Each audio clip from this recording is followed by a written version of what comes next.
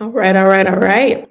Hello, and welcome back to another week of us doing our devotionals in Matthew. This week we are in Matthew chapter 8. If it is your first time joining me, hey girl, hey. My name is Shell Odom. I am a disciple. I'm a wife. I'm a mom. I'm a corporate girly based here in Memphis, Tennessee, and I'm just bringing you into what the Lord is doing. Okay. I'm trying to be faithful to what I feel like He has called me to in this season. And in that, bringing you all alongside me in that journey. So, we're doing this devotional series in Matthew 8 that doesn't go super in depth, but gives you enough for you to kind of be able to go back and do your own study based on how the Lord is leading you. I don't come to these times super prepared because I think a large part of teaching is modeling. And so I don't come with all of these points and things prepared all the time because I think I want to be able to help you all know how to go and do it for yourself without being spoon fed those things. As we continue through in Matthew 8, I want to kind of shift the lens that we are looking through to be that of what do we learn about maturing as a believer based on the text that we see here? And so we'll start to continue to ask ourselves that question as we venture through the rest of Matthew 8.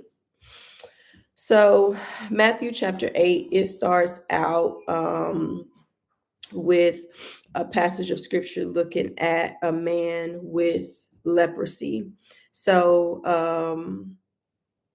and so for this week, I think what I'll do is I'll just kind of go through the different passages that are detailed here, and I'll just kind of point out some nuggets that'll be good to go back and look more into, or just um commune with the Spirit over. So in Matthew 8, 1 through 4, the first passage of scripture that we see is that Jesus heals a man with leprosy. So prior to this in the book of Matthew, we're saying Jesus's ministry be primarily teaching based. And now we're starting to see him get into the healing portion of his ministry. I was reading a commentary that talked about how Matthew's events aren't necessarily chronological in nature and how he puts them into his account. But what he'll do is kind of group his accounts by a certain theme. So this wouldn't have necessarily been the first miracle that Jesus performed, but Matthew, in his very calculated approach, is going with a theme here. So, a couple of things that I would call out on this passage about the man with leprosy.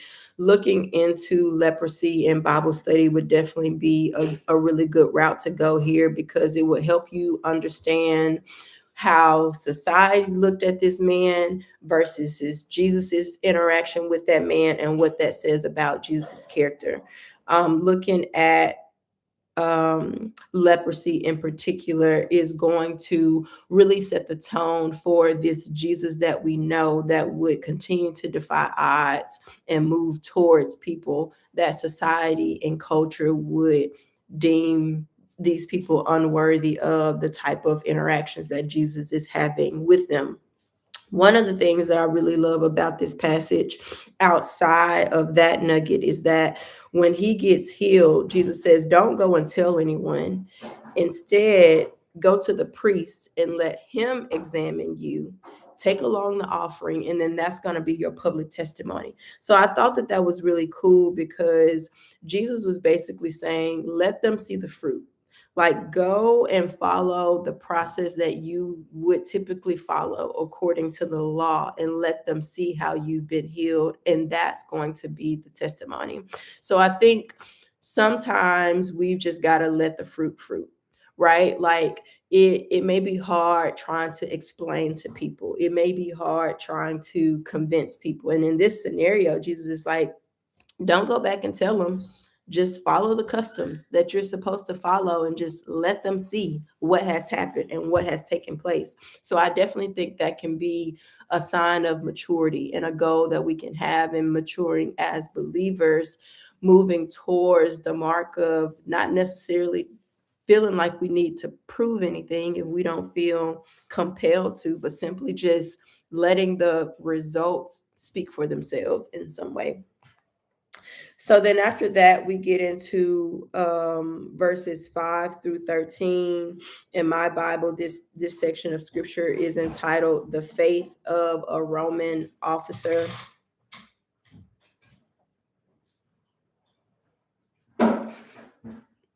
Sorry, I got a little disturbance.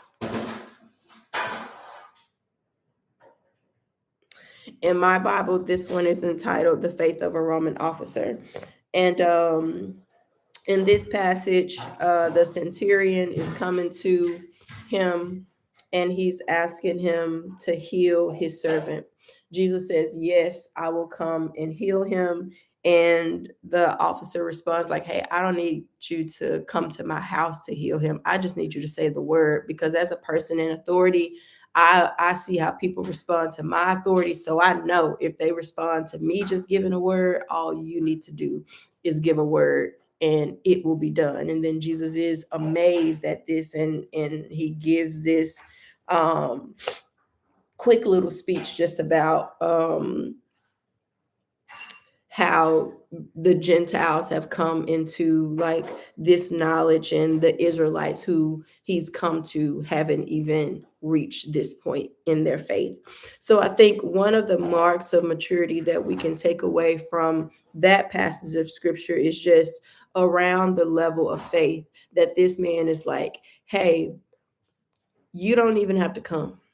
Like, if you want to do it, all you have to do is say the word and it's going to be done. So he's submitting himself to that level of authority that's like, if you're going to do it, all you got to do is say the word. And so I think that it says a lot that Jesus is amazed that this man has that level of faith. And that is definitely something that we can aspire towards as well. Just knowing that, like, if Jesus want to do it, he can do it. It really is very simple for him, given the level of power and authority that he has, right? And so we go from looking at Jesus healing this man with leprosy to looking at the faith of a Roman officer whose young servant is paralyzed in bed in terrible pain, and them getting healed. And then we move into verses 14 through 17. And we see in that passage of scripture, Jesus heals Peter's mother-in-law. She gets up and starts to serve. And then it says, many demon possessed people were brought to him. The spirits were cast out with a single command, and he healed the sick. So boom, a lot of his ministry being done right there. We move from these very elaborate and extensive healings, leprosy, somebody being paralyzed, to Jesus healing Peter's mother-in-law, who simply, she had a high fever. She had a high fever. It wasn't anything grand. And so there is this balance of like, Jesus shows up in the very big ways that we need him, and then he shows up in the small everyday things that he's concerned about as well. And I think just having that balance of tension, in our lives, that sometimes it's going to be the big things, but sometimes exercising our faith is really just going to look like the small things that we really want to see Jesus show up in, and that he is capable of showing up in. And I do think one detail that may look small that is actually important is that it says in verse 15, "But when Jesus touched her hand, the fever left her. Then she got up and prepared a meal for him." I think there is something to be said about how we then respond after Jesus's healing, or the way that he touches our life or moves in our life. So um I think it's important to remember as we look through this lens of being mature believers that we're not just healed just to be healed, right? Like we're healed so that we can then continue to serve, testify, be of use, be Christ ambassadors in His kingdom for that work. So I think that that's just a cool little nugget there that can be easily missed, that like as a result of being healed she then got up and served because she was more than capable now of doing that. Chapter 8 ends with three more passages of scripture. Verses 18 through 22 is the cost of following Jesus. And so this is when people are coming and they want to follow him, and Jesus is like, hey, I don't even have anywhere to lay my head. Even animals got a place to lay their head, and I don't. One of his disciples says, Lord, first let me return home and bury my father. And Jesus said, let the spiritually dead bury their own dead. So we really get into, as we think about counting the cost and what we're actually signing up for when we choose to follow Jesus, the fact that it is not at all a comfortable lifestyle that we are signing up for. That is definitely the mark of a mature believer, because if you feel like you are signing up for roses and daisies, then when storms come in your life, it's going to be really hard for you to withstand that because you have the wrong expectation. And so if things getting difficult leads you towards the mindset of wanting to quit or not follow the Lord anymore, then we really have to examine, what did you think you signed up for? Because we signed up for a narrow road, as we looked at earlier in Matthew, and that's not easy to follow. And so there may be some re-examination that needs to take place in just what those expectations were at the point of saying yes to Jesus. Then we get into Jesus calming the storm. I think a good takeaway from that passage of scripture, verses 23 through 27, is that proximity to Jesus doesn't always equal maturity and doesn't always equal faith. Proximity in general doesn't always equal maturity. So you can be in church and not be mature. You can be doing the things and not be mature, because these people, these disciples are literally on the boat with him and they panicking. They know who he is and they're panicking. So don't confuse proximity for maturity. I think that's something that we can take away from that and chew on a little bit.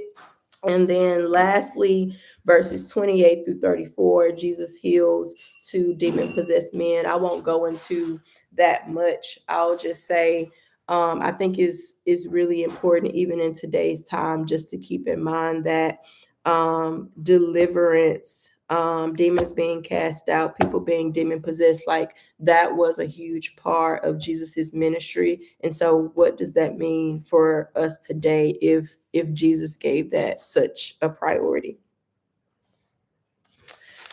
So usually I pick out just like a fraction of the chapter to kind of focus on, but this week I wanted to just kind of talk through nuggets of the whole chapter a little bit for you all to be able to go back and figure out like what are the parts of this chapter that I feel I may want to do a little bit of studying on myself. So hopefully that helps and there are nuggets that you could draw from that. We're of course gonna continue in our devotionals each week, next week with Matthew 9 per usual.